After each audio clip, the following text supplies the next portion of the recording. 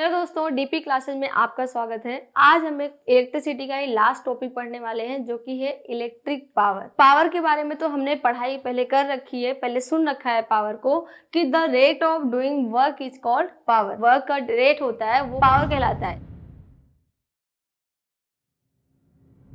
तो इसी तरह से अगर इलेक्ट्रिक पावर की बात करें तो वो क्या हो जाएगा, the rate of consumption of electric energy is called electric power. Rate of consumption of electric energy is called electric power. अब इसके फॉर्मूला देते हैं। फॉर्मूला क्या है इसका, तो सबसे पहले पावर को अगर हम इलेक्ट्रिक के थ्रू बात कर रहे हैं तो यहाँ पे क्या हो गया, अगर पोटेंशियल डिफरेंस और करंट पता है तो हमें क्या पता चल जाएगा, पावर पता चल जाएगा। किसी भी इलेक्ट्रिक सर्किट का अगर हमें पावर निकालना है, इलेक्ट्रिक पावर निकालना है तो हमें पोटेंशियल डिफरेंस और करंट पता होना चाहिए। ये नहीं पता तो क्योंकि V = I × R होता है तो I² R से भी चल सकता है काम, या फिर अगर हमें करंट भी नहीं दे रखा तो V और R दिया हो तो V² R से भी पावर हम निकाल सकते हैं। ठीक है, तो क्या है समझ में हमें कि the rate of consumption of electricity या फिर electric energy is called electric power. यहाँ पे एक ट्रिक है याद करने का, बच्चे भूल जाते हैं और हर चीज का ट्रिक ढूंढते रहते हैं। तो यहाँ पे ट्रिक क्या है, ट्रिक है 2 iron man have super power.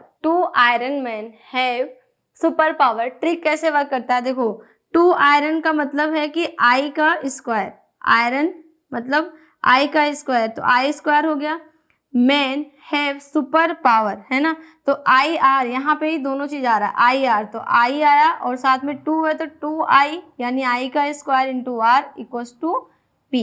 तो P = I² R। अगर इसको ट्रिक से याद करना चाहे तो इतना याद कर ले, 2 iron man have super power है ना, तो पावर = क्या हो जाएगा, I² × R। ठीक है, ये तो था इसकी थ्योरी। अब इसके यूनिट जानते हैं, इसका यूनिट क्या होगा। तो पावर की जो यूनिट होती है, जो SI यूनिट होती है इसकी, वो होती है वाट। और इस पे क्वेश्चन कई तरह के आते रहते हैं कि 1 किलोवाट क्या होता है, उसकी वैल्यू क्या होती है। कई तरह के छोटे छोटे क्वेश्चन आते रहते हैं, उसको भी मैं इसी में डिस्कस कर लेती हूँ। सबसे पहला इसमें है the SI unit of power. SI unit of power क्या होता है, वॉट होता है, जिसका सिंबल क्या होता है, W है ना। दूसरा है 1 वॉट। कभी अगर वॉट नहीं है वहाँ पे है ना, या फिर उसके सिंबल में नहीं लिख रखा तो दूसरा टर्म भी यूज हो सकता है 1 वॉट एम्पियर है ना, 1 वोल्ट एम्पियर है ना, ये भी यहीं से आया हुआ है। तो 1 वॉट को कभी भी इस टर्म में भी लिखना हो तो 1 वॉट एम्पियर के रूप में लिख सकते हैं। तीसरा है कॉमर्शियल यूज में, कभी भी हमें कॉमर्शियल यूज करना होता है तो हम वॉट एम्पियर या फिर वाट यूज करने नहीं जाते हैं। सबसे ज़्यादा यूज में क्या आता है कॉमर्शियल, किलोवाट आवर है ना, किलोवाट आवर यूज में आता है, जिसमें क्वेश्चन में कई बार पूछा गया है कि 1 किलोवाट आवर = कितना होता है। तो 1 किलोवाट आवर = होता है 3.6 × 10⁶ जूल है ना। निकालते कैसे, अगर इसको सोल्व करना होगा तो चूंकि किलोवाट है तो किलोवाट को वाट में चेंज करेंगे तो 1000 से मल्टीप्लाई होगा, आवर को सेकंड से चेंज करेंगे, जैसे कि 1000 × 3600 और ये चेंज हो जाएगा तुम्हारा जूल में।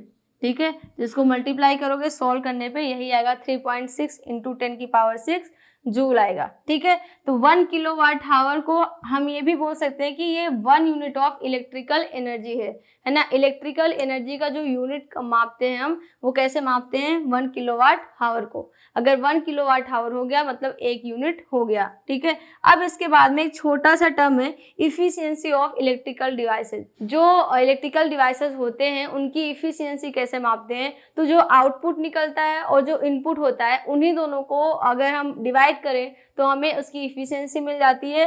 तो ratio of the output and input power = efficiency of the electrical appliance है ना। किसी भी इलेक्ट्रिकल अप्लायंस का इफिशियंसी निकालना है तो जो आउटपुट पावर होगा और जो इनपुट पावर होगा, इन्हीं दोनों का रेशियो निकाल लेंगे, हमें उसकी इफिशियंसी मिल जाएगी। ठीक है, ये वीडियो आपके बहुत ही काम में आने वाली है जब आप न्यूमेरिकल सॉल्व करना स्टार्ट करेंगे। सारे टॉपिक आपके क्लियर हो चुके हैं।